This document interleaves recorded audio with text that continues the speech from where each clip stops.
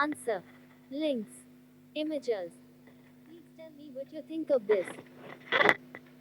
In his essay, What is Science? George Orwell says, this adult education tends to neglect scientific studies in favor of literary, economic, and social subjects, economics and sociology not being regarded as branches of science. Apparently, he continues, science is generally taken as meaning either a. The exact sciences or b. A method of thought which obtains verifiable results by reasoning logically from observed fact. Now, if economics were to be a science, we would have to save a small sum daily, like 10 rupees or more daily on an app, and we would have to invest in PPFs, SIPs, mutual funds, and insurance policies, NPS, etc. diligently to get a large lump sum in crores at the time of retirement.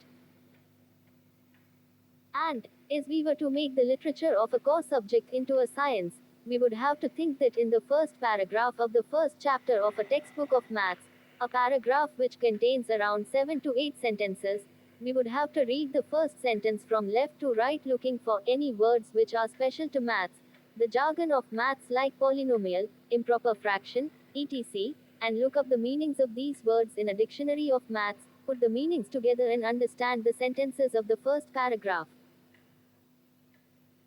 If we read 7 to 8 paragraphs and understand the jargon and understand the rule, or theorem, with the help of the examples given under the theorem or rule, and understand how the theorems have been used to work out the solved examples, and solve the exercises of each chapter and solve previous year's question papers, we would be able to attempt an exam on maths. Would these methods bring economics and the literature of core subjects under the heading of sciences?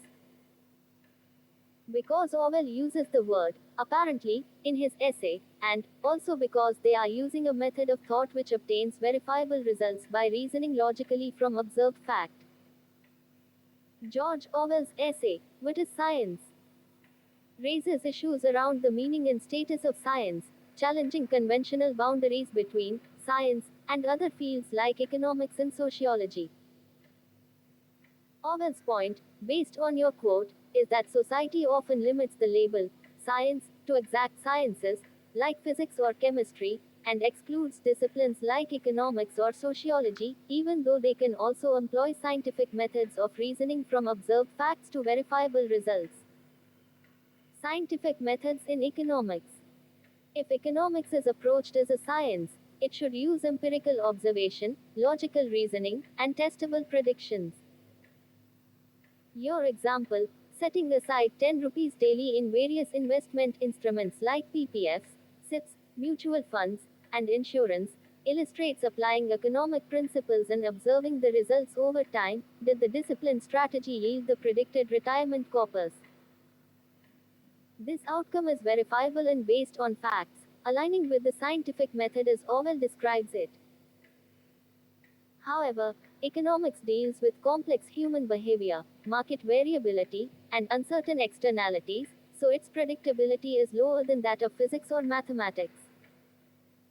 Still, when economic theory is applied systematically and outcomes are measured, it operates scientifically. Scientific approach to core subject literature.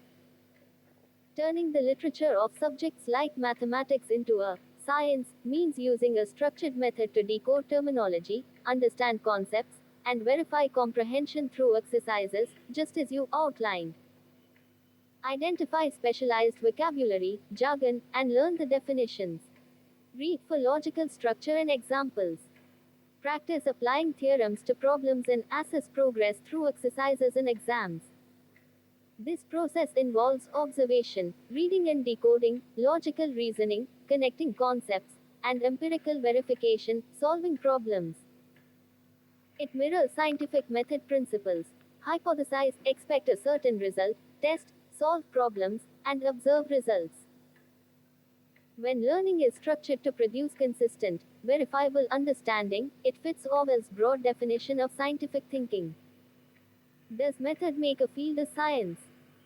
According to Orwell, and by the logic in your examples, what makes an activity scientific is the method, systematic, logical thinking grounded in verifiable facts. If economics and subject learning adopt this method, Economics via behavioral experiments and outcome measurement. Subject literature via structured analysis and problem solving. They become more scientific, even if some aspects lack the controlled predictability of the natural sciences. The role of the word apparently. Orwell's use of apparently signals skepticism about these narrow definitions.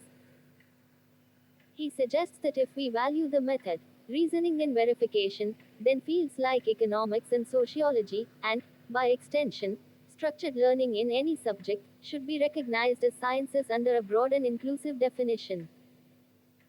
In summary, your examples show that adopting scientific methods in fields like economics and subject literature, emphasizing observation, reasoning, and verification, aligns with Orwell's broader view of science, beyond just the exact sciences.